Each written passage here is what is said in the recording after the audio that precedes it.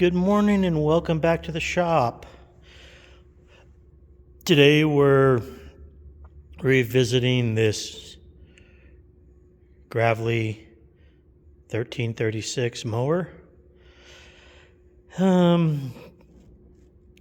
It's been 2 years and I had just got the clutch switch replaced and then the clutch dropped out from the bottom.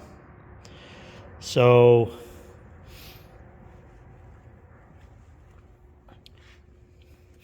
there's the old clutch. There's the new clutch. And I have no idea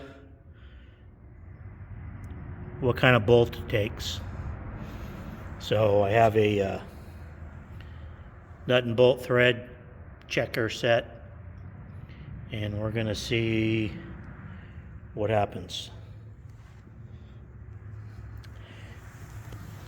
And let's see. Working on the concrete I hate. And let's see, let's get some light.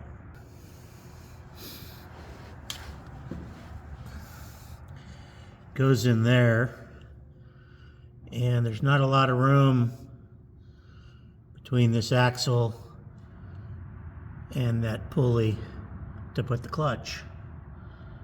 So I gotta find out what kind of threads that takes. So let's see what happens here. So initially I was thinking this would be a metric thread because of the Kawasaki engine, but I don't think that's the case. So here we have a 7/16 and I'm pretty sure that's the one it is.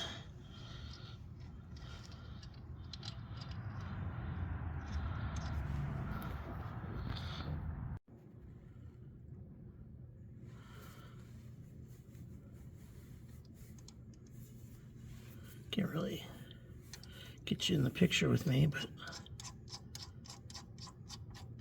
yeah, that's a 7/16.